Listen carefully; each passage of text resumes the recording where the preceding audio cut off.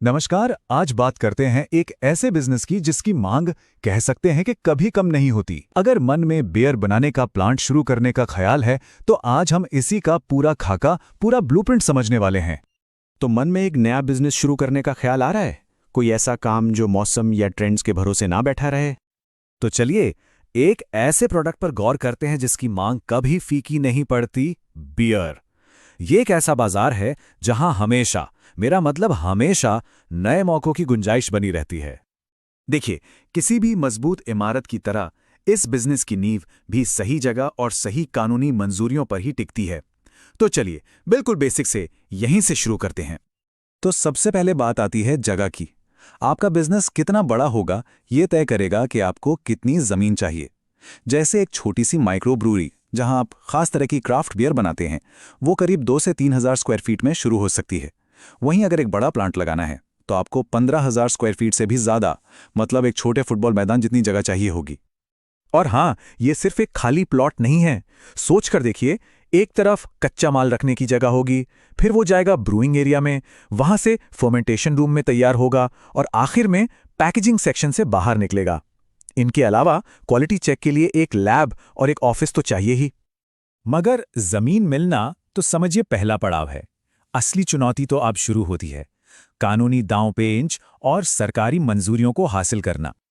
Licence तो कई सारे लगेंगे, जैसे कंपनी का रजिस्ट्रेशन, खाने की सुरक्षा के लिए FSSAI लाइसेंस। लेकिन एक लाइसेंस है जो सबसे ज्यादा जरूरी है, वो है स्टेट एक्साइज डिपार्टमेंट का लाइसेंस। समझ लीजिए, ये वो चाबी है जिसके बिना आप अल्कोहल बनाने के बिजनेस का ताला खोल ही नहीं सकते। चलिए अब आते हैं उस सवाल पर जो सबके मन में होता है। इस सपने को हकीकत में बदलने के लिए आखिर पैसा कितना लगेगा? आइए जरा निवेश के आंकड़ों पर एक नजर डालते हैं। अगर शुरुआत एक छोटे पैमाने की माइक्रो ब्रूअरी से करनी है जहां यूनिक फ्लेवर्स पर फोकस रहता है, तो इसकी शुरुआत 30 लाख से 1 करोड़ रुपए के बीच हो सकती है। अब अगर इससे थोड़ा बड़ा सोचा जाए, एक मीडियम लेवल के प्लांट के बारे में, तो यही निवेश बढ़कर 2 से 5 करोड़ रुपए तक पहुंच सकता है।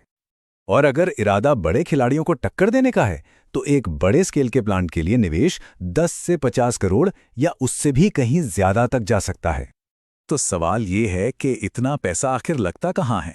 देखिए, आपके कुल निवेश का लगभग आधा हिस्सा, यानी 45% सीधे सीधे मशीनों और इक्विपमेंट में चला जाता है। मतलब साफ है कि सही टेक्नोलॉजी चुनना आपके बिजनेस के सबसे अहम फैसलों में से एक होगा। तो चलिए पैसे और तागजों की दुनिया से थोड़ा बाहर निकलते हैं और उस कला को समझते हैं जो इस बिजनेस का दिल है, यानी बियर बनाने का प्रोसेस। ये प्रोसेस ना एक तरह से साइंस और आर्ट का कमाल का मिक्सचर है। शुरुआत होती है जौ को माल्ट में बदलने से, फिर उसे एक गर्म पानी में मिलाकर एक मीठा रस निकाला जाता है। उबालते वक्त इसमें हॉप्स डाले जाते हैं जो इससे इसका खास कड़वापन और खुशबू देते हैं। इसके बाद यीस्ट अपना जादू चलाता है और चीनी को अल्कोहल में बदल देता है। फिर इसे स्मूथ बनाने के लिए कुछ दिन रखा जाता है, फिल्टर करके साफ और फिजी बनाया जाता है और आखिर में बॉटलों या कैन में पैक कर दिया जाता है।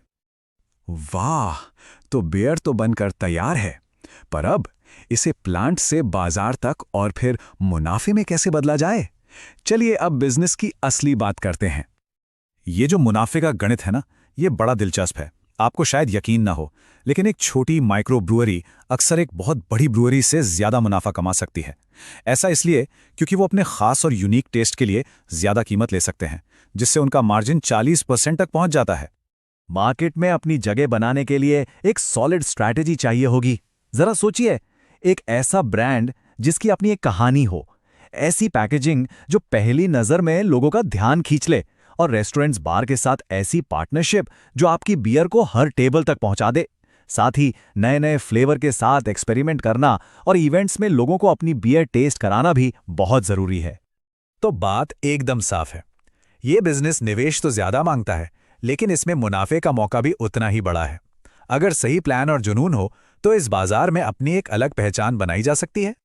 तो अब जब पूरा ब्लूप्रिंट सामने है, तो सवाल बस एक ही है, आपकी पहली सिग्नेचर बियर कौन सी होगी?